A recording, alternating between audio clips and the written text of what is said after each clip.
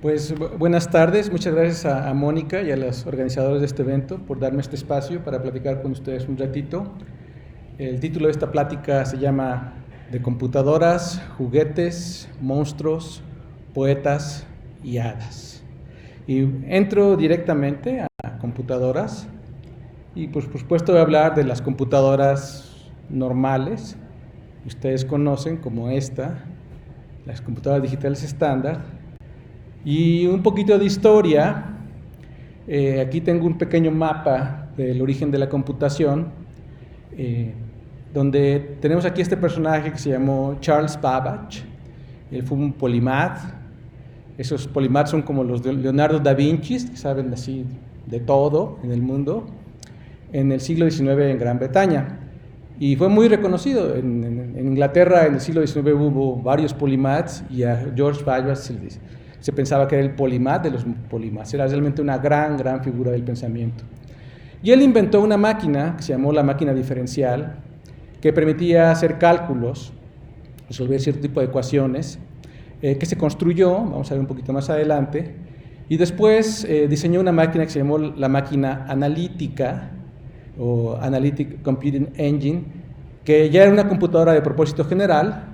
Estoy hablando de 1837 a 1871, pero nunca se pudo construir porque era con piezas mecánicas y realmente todavía no había la ingeniería para hacerlo, o sea, era mecánica, no electrónica. Pero a él es uno de los antecedentes directos de la computación. Y por la computación, en última instancia, él la concibió como manipulación de símbolos, y es el antecedente directo de este personaje que se llama Alan Turing, que ustedes tal vez conozcan por la película del Código Enigma. ¿Sí la vieron? ¿No? Hay una así. Bueno, y esa es muy bonita esa historia porque pues, lo perseguían y todo por ser gay, etcétera, y fueron justos con él, pero realmente él fue un gran personaje del pensamiento universal del siglo XX, y todavía hace falta una película que, bueno, de hecho ya se le ha dado mucho reconocimiento, pero es probablemente la figura central en la historia de la computación, y con eso ustedes saben lo que significa. Ahora, y Turing escribió un artículo en 1936 que es el inicio de la computación. El artículo que él escribió, ahí se inició la ciencia de la computación y su teoría sigue siendo vigente hasta ahora. Y por otro lado de esta historia tenemos que había una colega, una amiga, una más joven, colaboradora de Babbage, que se llamó Ada Lovelace. Es Ada. No sé si han oído hablar de Ada ustedes, ¿sí? Y a ella se atribuye en esa colaboración haber hecho el primer algoritmo. Esto es un poquito impreciso, lo voy a tratar de aclarar un poquito en la plática en lo que consiste, pero también ella pensó una idea muy innovadora, que si se manipulaban símbolos, pues no solamente eran los números, sino también podía ser cualquier tipo de símbolos, y ese es el antecedente directo de la inteligencia artificial. Y fue Turing también, otra vez, quien en un segundo artículo en 1950 propuso a la inteligencia artificial, y el antecedente directo es Ada. Entonces, la inteligencia artificial, pues ustedes, yo creo que todos han oído hablar de inteligencia artificial hoy en día, sí saben todo lo que hay. Se inició realmente en el mundo académico formal, no como historia, sino como ciencia, como disciplina, con un artículo que se llamó Maquinaria Computacional e Inteligencia, como les digo, de 1950, donde Turing hizo una pregunta por primera vez en un foro formal, si las máquinas podían pensar. No ciencia ficción, no películas, sino realmente en el mundo de la ciencia y la tecnología. Y en ese mismo artículo, Turing propuso lo que se llama la prueba de Turing, que realmente no le puso prueba de Turing porque él no se hablaba de sí mismo, sino le puso la prueba de imitación. Y esa prueba, pues es la que sale en todas las películas, donde hay una computadora que está muy disfrazada y nos quiere engañar para ver si sabemos si es un ser humano o una computadora. Si han visto películas de ese tipo, ¿no? Donde hay el robot que pretende ser ser humano, ¿no? Bueno, es muy interesante cómo lo planteó Turing originalmente. Él propuso un juego, un modelo preliminar, en donde había 3 participantes en 3 cuartos diferentes que se comunicaban con un teletipo, para que nada más lo escrito pudiera transmitirse. Y había aquí, en este cuarto, había un hombre, en otro otra mujer, y aquí el entrevistador. Le vamos a poner el de la izquierda. Y el objetivo del entrevistador era saber quién era el hombre y quién era la mujer, adivinar quién era el hombre y quién era la mujer. Entonces podía platicar con los dos, y a través de la plática tenía que él, después de un tiempo dado, decidir quién era el hombre y quién era la mujer, y si la atinaba ganaba, y si no, pues perdía. Nada más que con la salvedad de que el hombre estaba instruido para mentir. Él tenía que decir mentiras. Es decir, él tenía que convencer al entrevistador que él realmente era la mujer, no el hombre. Y la mujer tenía la instrucción de decir la verdad. Es decir, ella tenía que ayudar al entrevistador para decirle que ella era la mujer. Entonces, esta es un poco la concepción de los hombres y las mujeres que tenía Turing. Los hombres somos los mentirosos y las mujeres siempre dicen la verdad, ¿verdad? Bueno, entonces la pregunta que hacía Turing es si se vale todo en el lenguaje, se vale decir cosas no gramaticales, interjecciones, se vale decir mentiras, todo lo que quieran. Este entrevistador puede realmente, ¿habría una prueba segura que le permitiera saber quién es el hombre y quién es la mujer? Entonces Turing dice, pues lo más posible es que no, o sea, que realmente sería muy difícil, realmente. Pero si este sujeto convenciera a de que es la mujer, pues entonces este sujeto tendría que pensar que es la mujer en todos los sentidos y que tendría que atribuirle a este hombre todos los atributos de ser de la mujer. ¿Okay? Bueno, dice Turing, bueno, ahora vamos a cambiar un poquito el escenario y vamos a quitar al hombre y vamos a poner ahora una computadora. Yo quiero pasar aquí a dos preguntas que voy a ver a lo largo de esta plática. Uno, ¿para qué crear esta máquina? ¿Por qué vamos a querer hacer una máquina que pase la prueba de Turing? ¿Sí? Y la otra es, si tuviéramos una máquina de ese tipo, ¿por qué le interesaría a esa máquina pasar la prueba de Turing? Entonces vamos a la primera. ¿Por qué crear la máquina? Bueno, esta historia pues es la historia del científico, el artista, el creador, que nos da el conocimiento a los seres humanos para ser mejores. Entonces aquí hay una historia muy antigua de la mitología griega, que es la historia de Prometeo, Prometeo encadenado, donde Prometeo es un dios es hijo de Vulcano, que le da a los hombres el fuego. Y de esta manera, pues se iluminan los hombres y entonces pues pueden hacer muchas cosas, entonces progresan. ¿Okay? Entonces aquí está un cuadro de Henry Fugger de Prometeo con el fuego, pero sucede que en la historia griega, que es una obra de Aquiles, de Esquilo, perdón, a Prometeo lo castigan por darle el fuego al hombre. Y el castigo es un castigo terrible porque es ponerlo encadenado en una roca y durante el día llega un buitre a comerle el hígado, se lo come todo su hígado y durante la noche le vuelve a crecer el hígado para que el día siguiente se lo vuelvan a comer por todos los tiempos. Es un castigo realmente terrible el que le dieron a Prometeo, ¿no? Entonces, dar el fuego no viene de gratis, sino hay que asumir el castigo. Y aquí la pregunta es, ¿y por qué creen ustedes que castigaron? ¿Por qué Zeus castigaría a Prometeo? Y una respuesta que se nos ocurre es pues por desafiar a su padre, porque Zeus era la autoridad y a lo mejor no le pidió permiso o a lo mejor no quería que los hombres tuvieran el fuego, ¿verdad? Es una respuesta. Otra es pues darle a los hombres los medios para autodestruirse, porque darle el fuego es iluminarlos, es darle el progreso, y entonces, pues con el poder, los hombres podemos autodestruirnos, la bomba atómica y todos esos escenarios distópicos que nos pasan en las películas, en los libros futuristas, etcétera, porque realmente es peligroso que los hombres tengamos el poder. Ahora, otra respuesta es por el miedo a que maten a los dioses. Que nosotros los hombres, si nos dan el fuego y somos iluminados, a lo mejor vamos a dejar de creer en Dios. Que de hecho me parece que es la que está más cerca del espíritu original de la tragedia de Prometeo encadenado. Ahora, ¿se les ocurre a ustedes otra razón por la cual podrían castigar a Prometeo? Ya son suficientes, ¿verdad? Bueno, vamos a ver una más que de hecho está relacionada con el miedo a que maten a los dioses, yo creo.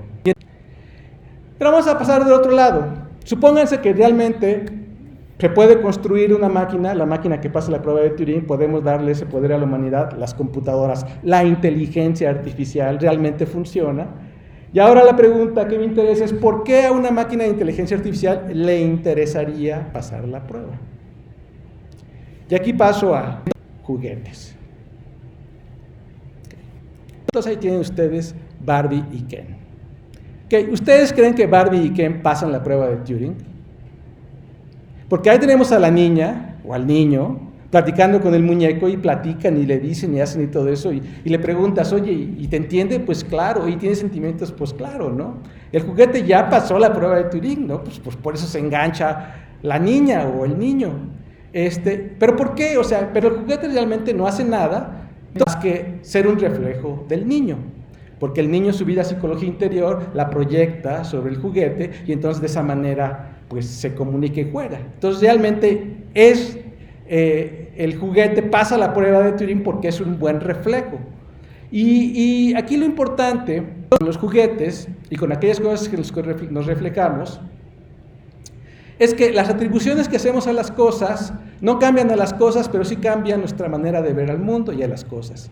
Entonces, si el niño cree o la niña cree que el juguete, la muñeca está contestando y es inteligente, eso cambia su propia actitud independientemente de que el juguete haga algo o no haga algo. Y eso en general pasa con la tecnología. Estamos en el mundo tecnológico y las atribuciones que nosotros hacemos a la tecnología, si creemos que la tecnología es inteligente, a lo mejor la tecnología eso no es, no importa, pero lo que sí es que cambia nuestra actitud y nuestra manera de ser por pensar que la tecnología es inteligente. ¿Okay? Otro juguete pues es Pinocho. Y aquí Pinocho es otra vez la historia de Geppetto, es ahora el que construye a la máquina, y la máquina es el juguete, que se llama Pinocho, y lo que quiere hacer Pinocho, pues, es hacernos creer que es ser humano, ¿verdad? ¿Y por qué Pinocho quiere creernos que es un ser humano? Bueno, en primer lugar hay que acordarnos que Pinocho era muy mal portado y además era muy mentiroso y por eso le crecía la nariz, ¿verdad? Entonces, que es como la computadora de la prueba de Turing, que dice una mentira para hacernos creer que es ser humano. ¿Okay? Pero también hay que acordarnos que Pinocho era una marioneta. Y una marioneta, pues nosotros la manejamos, el titiritero maneja al títere con estos palos y con estos hilitos, y realmente el títere no tiene voluntad. Quien está realmente hablando detrás es el titiritero. Entonces era una marioneta mentirosa que quería hacernos creer que era ser humano, que es pues como la prueba de Turing, ¿no? Entonces aquí el punto de Pinocho, el juguete es que pasa la prueba para convertirse en niño y pues lo que él quiere, como todos los niños, pues quiere ser amado. Entonces otra razón por la cual la máquina podría querer pasar la prueba de Turing, para ser amada. Y lo vemos ahora, reencarnación de esto con robots como Sofía. ¿Han visto a Sofía? ¿Sí? De Hanson Robotics. ¿Ustedes creen que pasa la prueba de Turing? Pues no la pasa. Es bien tonta la prueba, pero está muy bien hecha. Es un juguete, hecho con motorcitos y todo. Hace gestos, habla, pero todo lo que está diciendo está preprogramado. Todo es un diálogo, todo está inventado de antemano. Nada más que como lo hace muy bien, entonces nos reflejamos en la máquina porque es un juguete. Nos gustamos nosotros a nosotros mismos y entonces le decimos, claro que es humano porque yo me estoy reflejando en eso, que yo soy ser humano. Pero realmente Sofía, no pasa la prueba de Turing por muchas razones, pero sí es un juguete muy bien hecho. Entonces aquí, Sofía pasa la prueba también para ser aceptada, aunque realmente no entienda nada. Y la pasa tanto que ya en un país árabe, en Arabia creo que ya le hicieron ciudadana, ¿no? Del país de Arabia. Y en la semana pasada se la presentaron a López Obrador en una reunión bancaria, los banqueros con López Obrador y Sofía. Imagínense ese escenario, realmente es como monstruoso, ¿no? Y ahí estaba, vean las fotos la semana pasada, Sofía López Obrador y los banqueros, Dios mío. Y todos bien contentos. Entonces esto nos lleva a monstruos. Okay. Y voy a hablarles de un monstruo en particular que seguro todos ustedes conocen, que es Frankenstein.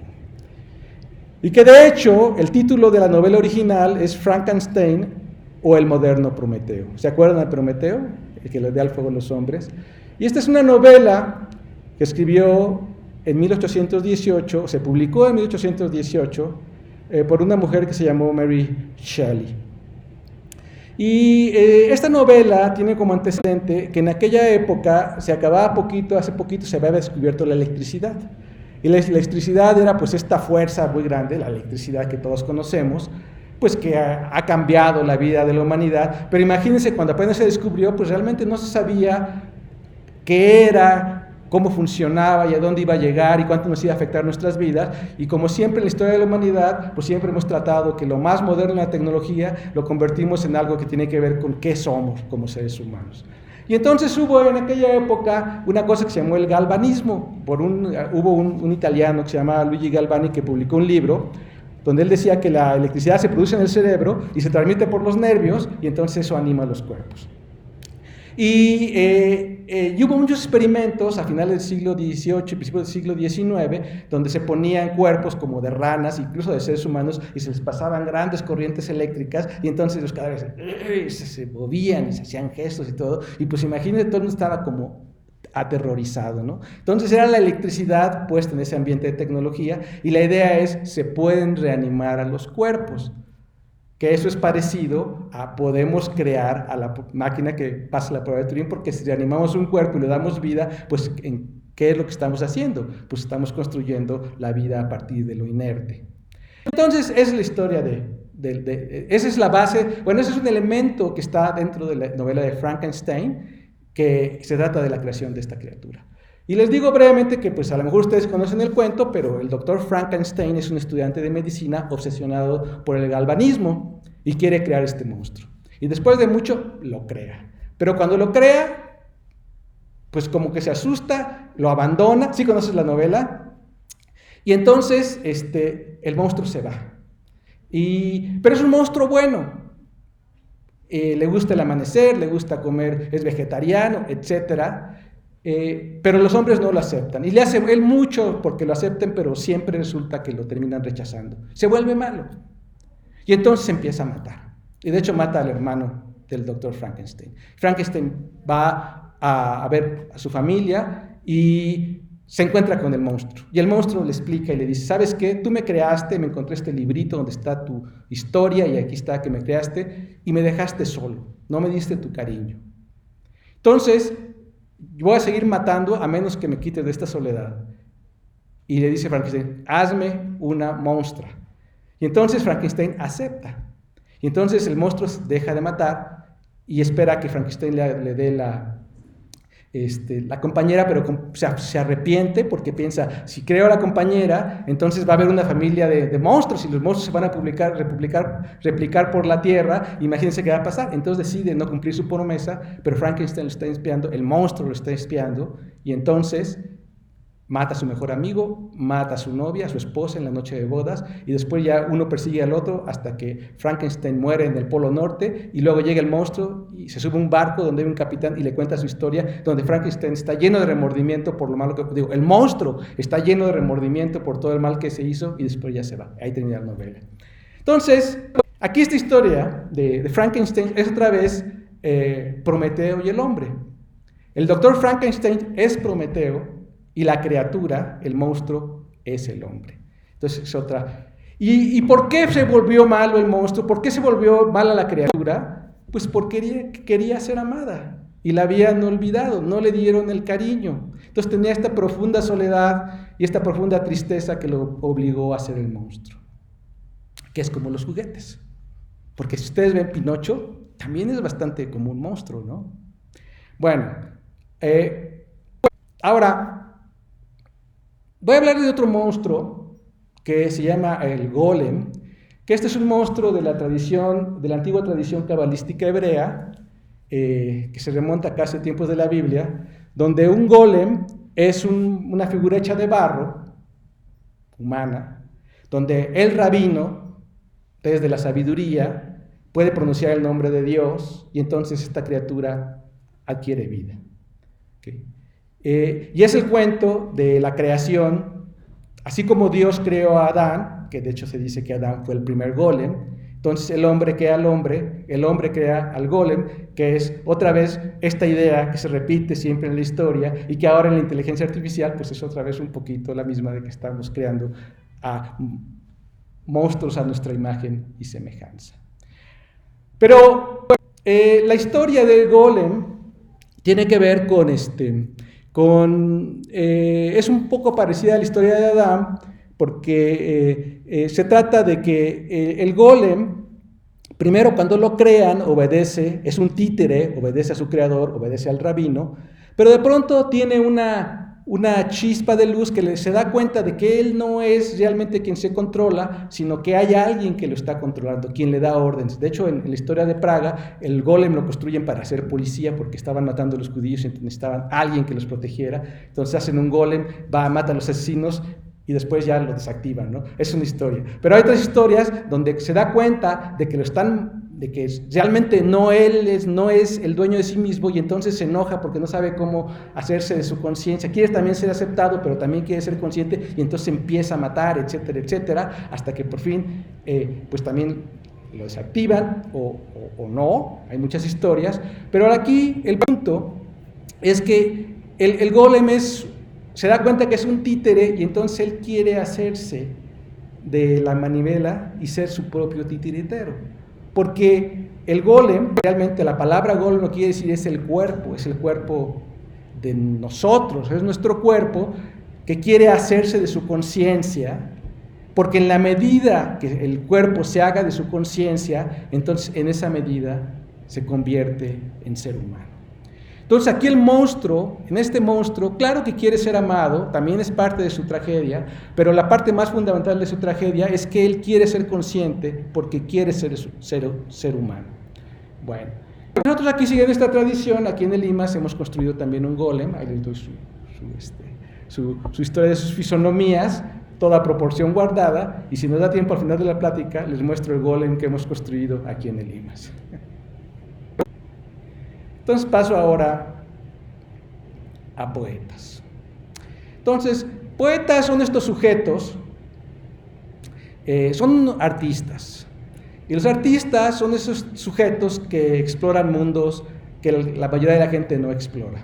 Se van por caminos novedosos, con la esperanza de hacernos ver nuevas formas de vivir y nuevas formas de sentir.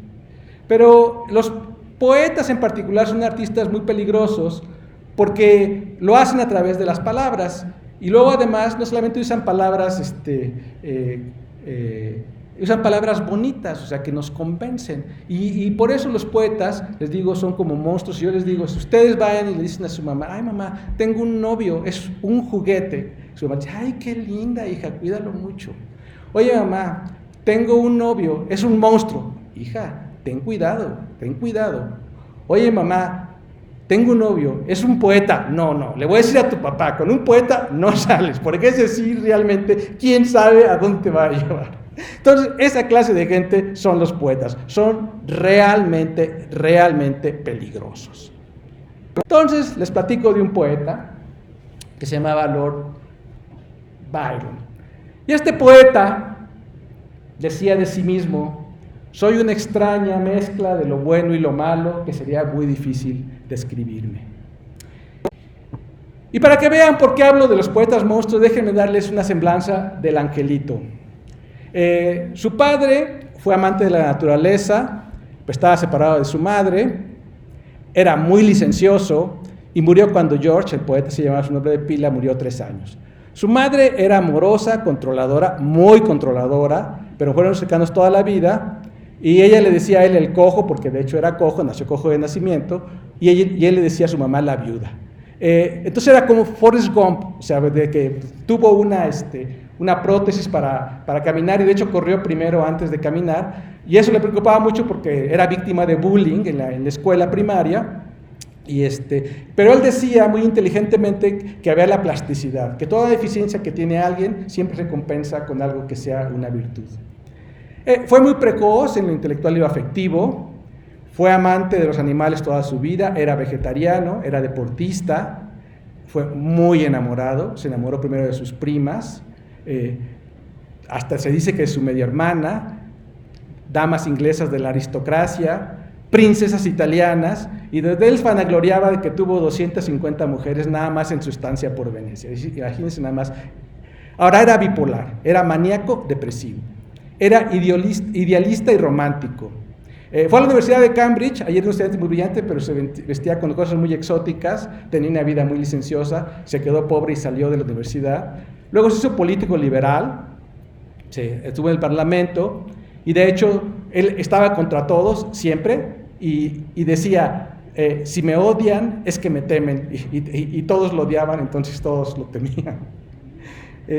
Pero fíjense, hubo una rebelión en los telares de Manchester, porque los obreros pensaron que las máquinas de hacer telas los iban a dejar sin trabajo, y los condenaron a muerte a estos obreros por rebelarse y destruir las máquinas, y Lord Byron fue quien los fue a defender.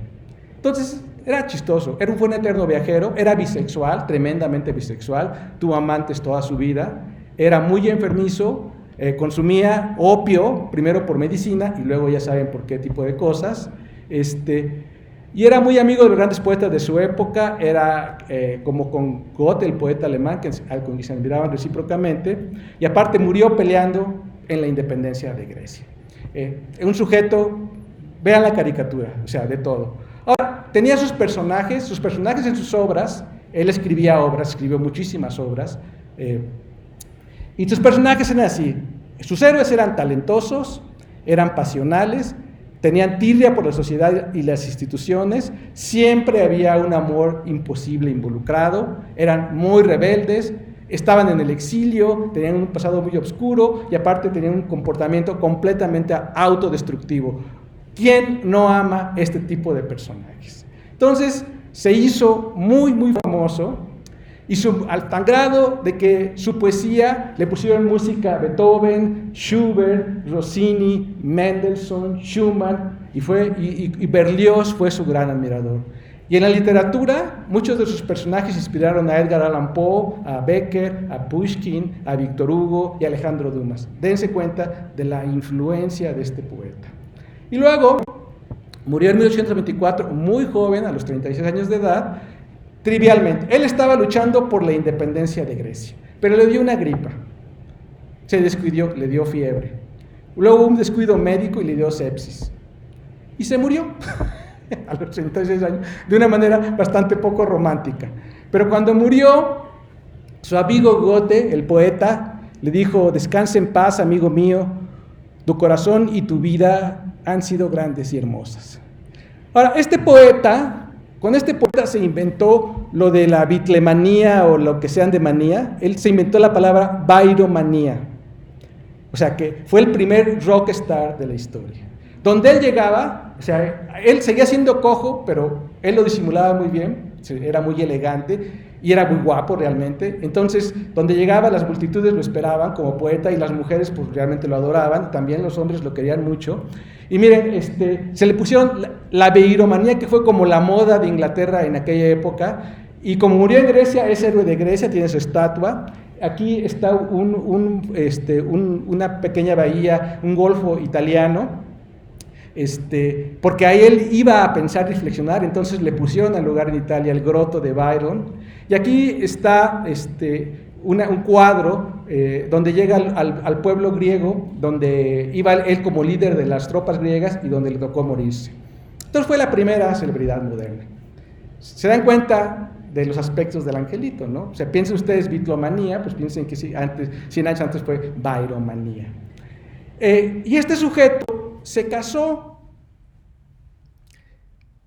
¿Ustedes creen que un sujeto de esta naturaleza debería casarse? Bueno, él se casó. ¿Por qué se casó? Es una historia bien interesante que no me va a dar tiempo de contarles, pero en la noche de bodas le dijo a su esposa: te casaste con el diablo. Y luego iban caminando por frente de una iglesia y tocaban las campanas fúnebres y dijo: son las campanas fúnebres por nosotros. O sea, ¿qué futuro tenía este matrimonio, ¿no?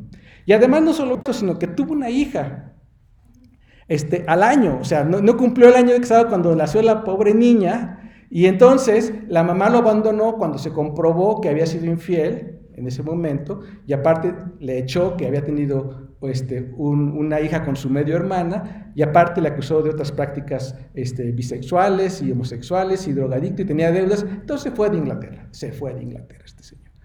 Y su hija, pues, tenía 3 semanas y nunca más la volví a ver. Antes de que ella cumpliera el mes, jamás la volví a ver. Y este poeta viene en su historia porque saliendo de Inglaterra, una de las primeras cosas que hizo en su etapa ya después él salió en 1816 de Inglaterra y murió en 1824, ya les digo, nunca regresó, pero pasó a una villa que se llama Diodati en el lago de Ginebra, en el año de 1816, donde puso su residencia, y en esa residencia recibió a Mary Shelley, la autora de Frankenstein. Y ella venía con su esposo, que todavía no estaban casados, que ya habían tenido hijos, el poeta Percy Shelley, y aparte con una mujer que se llamaba Claremont, que era la hermanastra de Mary Shelley, que se hizo amante de Lord Byron y con quien tuvieron una hija. ¿Okay? Entonces había esta relación entre Byron y Shelley, y de hecho Byron en esa villa era un verano tempestuoso, explotó un volcán en Indonesia, el más grande del que se ha registrado en la historia, y se cubrió la atmósfera de ceniza y no hubo verano. Todos los días estuvieron nublados y se llamó el año sin verano. Y entonces ellos no podían salir porque era el año sin verano, y entonces Lord Byron propuso que cada quien escribiera cuentos de terror, y entonces en esa inspiración, en ese ambiente, y con esto de que le gustaba también lo del galvanismo, Mary Shelley tuvo un sueño, que está ilustrado aquí, donde estaba el doctor Frankenstein y se animaba a la criatura. Y ese sueño fue cuando Mary empezó a escribir Frankenstein. Y aquí pasamos a Habas.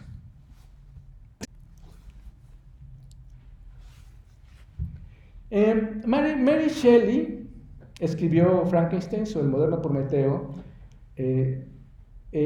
Ella nació el 30 de agosto de 1797. Bújale. Sus padres fueron muy eminentes. Mary Wollstonecraft fue filósofa, escritora. ¿Se acabó esto?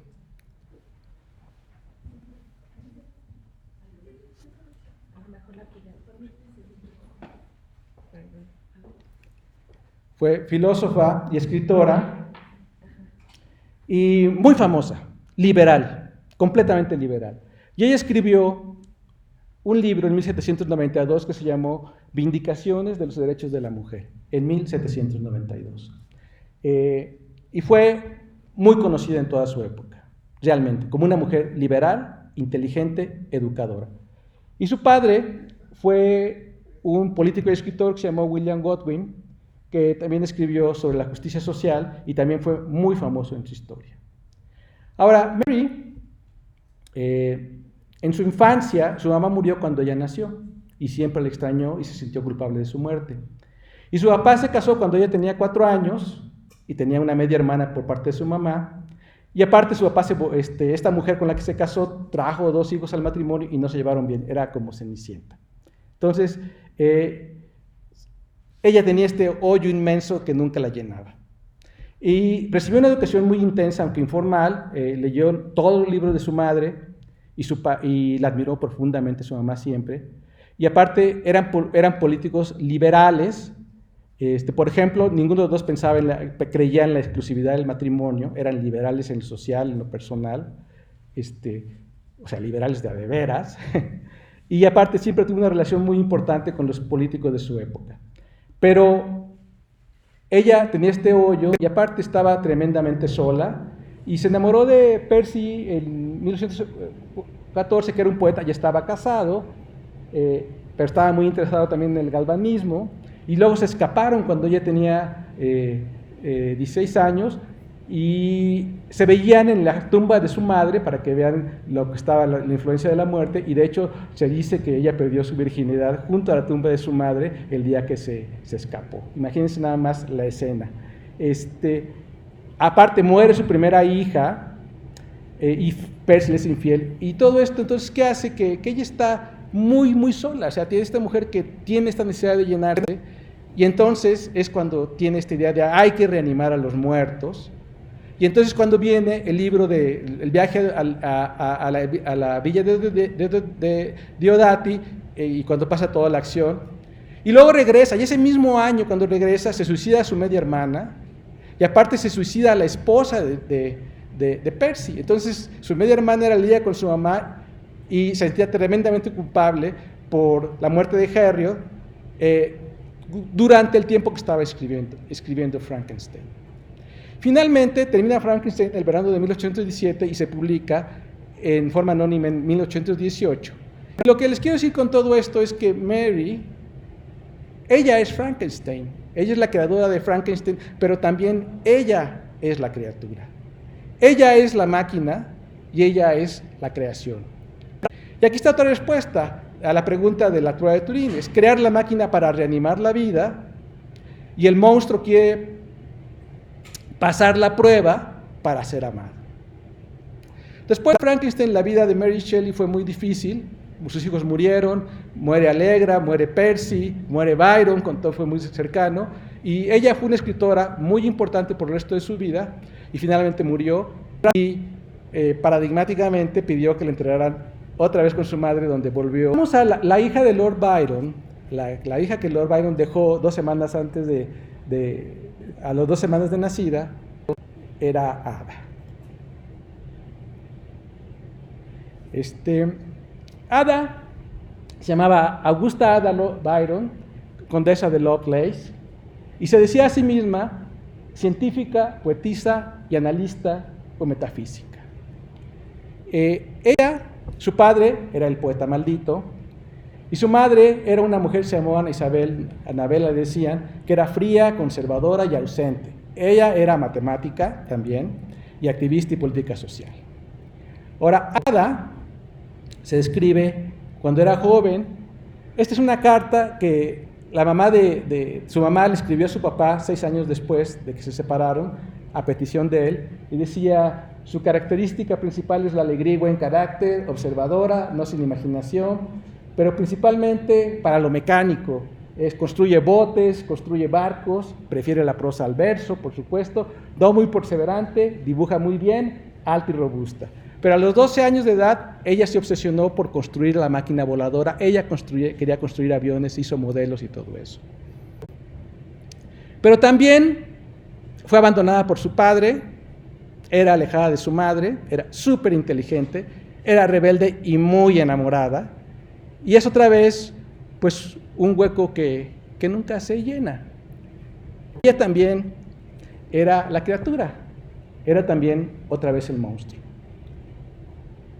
Su educación fue muy esmerada. Sus maestros fueron María Somerville, que fue la matemática más destacada de Inglaterra en el siglo XIX. Fue alumna de Auguste de Morgan, no sé si conocen las leyes de Morgan que se enseñan en lógica. Conoció muy bien a Michael Faraday, que inventó el motor eléctrico, el generador eléctrico, el transformador, etc. A Charles Dickens, imagínense toda su vida. Y por supuesto conoció también a George Babbage, el de la máquina analítica. En su educación le interesaron mucho los telares, esos de los que habían destruido, y se dio cuenta también de que los telares se programaban con tarjetas que estaban dibujados los patrones, y esas tarjetas programaban a las máquinas para hacer patrones de tela súper bonitos, y ella tenía esa influencia que ya de alguna manera antecede al software. Y conoció la máquina de diferencial de Babbage. Esto es lo que pudo haber más o menos visto, es una reconstrucción moderna, pero algo así pudo haber visto ella a sus escasos 18 años, una cosa así. Y esta que está acá es una reconstrucción de la máquina diferencial completa que se hizo en el museo, que está en el Museo Británico de Ciencias de 1991, aunque la otra máquina, la del primer programa, esa nunca se construyó. Ahora, la historia del primer algoritmo es bien interesante porque resulta que Babbage dio una serie de pláticas en Turín, en Italia, acerca de la máquina analítica en 1840. Es muy interesante que Babbage no hizo el artículo de la máquina analítica, no lo escribió, él dio pláticas. Y entonces hubo un ingeniero italiano que se llamaba Luigi Manabrea, que después llegaría a ser primer ministro de Italia, que fue a esas conferencias y tomó notas, y de esas notas escribió un artículo en francés. Y entonces ese artículo le pidieron a Ada que ella lo tradujera, que ella tradujera el artículo para el inglés, pero como ella tenía un contacto directo con la máquina, no solamente tradujo el artículo, sino además escribió unas notas de la A a la G, que son las notas de Ada, de la computación, y es en esas notas donde aparece el algoritmo, el primer algoritmo, que es el algoritmo que computa los números de Bernoulli, que es el que atribuye a Ada. Eso se contesta porque, o sea, no fue el primer algoritmo, hubo otros que el mismo George Babbage hizo, pero fue el primero documentado completamente. Me dicen que tengo que terminar, entonces termino ya aquí, o porque tengo nada más el final de la historia ya. Si no nos vamos a atrasar mucho, nos falta mucho. Unos 5 minutos. 5 minutos, está bien. ¿Sí? Ok. Entonces sabía Ada de su padre y de su entorno. Sí, o sea, Ada supo desde siempre que su papá era Lord Byron, aunque nunca lo vio. Porque Lord Byron era como los Beatles. Entonces imagínense que su papá es Freddie Mercury y ustedes no lo conocen. O sea, ¿cómo se sentirían, no? O sea, sí lo conoció siempre y lo admiró profundamente. Seguro leyó toda su obra. Y él escribió, él también estaba preocupado por ella, le escribió, preguntaba sus características, le escribió este poema, pero murió muy joven, nunca regresó, nunca la vio. Entonces estaba presente, o sea, para Mary, además de su educación formal, estaba presente esta vida de este padre que tuvo. Ahora, ¿se influenció por Mary Shelley Frankenstein? Pues seguramente que sí, porque porque la novela fue famosísima y la historia de Mary Shelley y Byron fue famosísima y la historia de los padres de Mary fue famosísima. Entonces, y aparte había esta identificación de ella con Mary, o sea, yo creo que había esa identificación por sus vidas hasta cierto punto paralelas. Entonces, Ada estudió la frenología, que es esto de que el cerebro está separado por secciones y cada sección está asociada a una función que ya no es una teoría vigente, pero ella lo estudió el mesmerismo, que es eso de curar con magnetos, y aparte quiso hacer un cálculo de cómo se generan los pensamientos en el cerebro y de cómo los nervios generan los sentimientos. Entonces estaba todo esto presente en ella, detrás, en su background. Y en su artículo, en sus notas, aparece esta nota que dice así: la máquina analítica puede actuar no solo sobre números, sino sobre otros objetos cuyas relaciones fundamentales se pueden expresar por la ciencia abstracta de las operaciones, que sean también susceptibles de adaptarse a la acción y noción operativa y los mecanismos de la máquina. Y dice, suponiendo, por ejemplo, que la relación de los tonos de la ciencia de la armonía y la composición musical fueran susceptibles de expresión y adaptación, la máquina podría componer piezas de música elaboradas y científicas de cualquier tamaño y complejidad. Y esta nota es probablemente el antecedente más directo de la inteligencia artificial, porque lo que está diciendo es, las máquinas pueden generar música. Y esto es muy interesante, porque Charles Babbage, el que creó la máquina analítica, no lo vio. Él no se lo imaginó, a pesar de todo lo genio que era. Entonces, alguien que estaba en esa posición y tenía todo ese background, de alguna manera yo creo que le hizo ver esta gran idea que cita también Turing en su artículo. Entonces, Ada era también Prometeo, era la creadora. Pero Ada tuvo su lado oscuro también, fue muy conflictiva, era muy enfermiza y después se hizo probablemente adepta a las medicinas con opio, jugó a las carreras de caballos, perdió muchísimo dinero, tuvo muchos amigos íntimos, algunos hombres, y terminó separada de su esposo y murió muy temprano. Tenía este lado oscuro que también, pues, que es que ella era el monstruo. Y entonces, igual que Mary Shelley, Ada era Prometeo y era la criatura. Y además, su última voluntad fue ser enterrada junto a su padre, y este cuadro que está aquí es un cuadro que es igualito a un cuadro que le habían hecho a su padre, otro pintor. Ella, ya muy enferma, pues, de todas maneras se esforzó para ser modelo. Okay, ya terminó esta plática, con una reflexión que está detrás de todo lo que les he venido diciendo en esta plática, que tiene que ver con la conciencia. Todos los personajes de esta historia, los que he mencionado, son una extraña mezcla de lo bueno y lo malo que sería muy difícil describir. Todos ellos son creadores y todos ellos son monstruos. ¿Se sometieron a la prueba de Turing? Sí, se sometieron a la prueba de Turing. ¿Pero eran un narciso? ¿Se sometieron a la prueba de Turing simplemente porque se gustaba verse reflejados en sí mismos y agradar? ¿O eran un Pinocho, que es una marioneta que quiere que le crece la nariz para poder ser humano? ¿O eran un golem que está en busca de su conciencia? Y aquí les pongo esta frase de 1792 de la mamá de Mary, que dijo en esa época: no deseo que las mujeres tengan poder sobre los hombres, sino que tengan poder sobre ellas mismas. Es decir, lo que quiero es que sean conscientes, porque la conciencia es la fortaleza. Porque nuestra humanidad no nos es dada. Nosotros no somos seres humanos porque nacemos como humanos, sino nuestra humanidad se gana.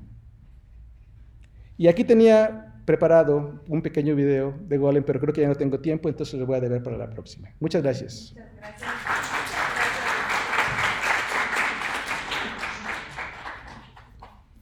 Bueno, le agradecemos muchísimo, doctor.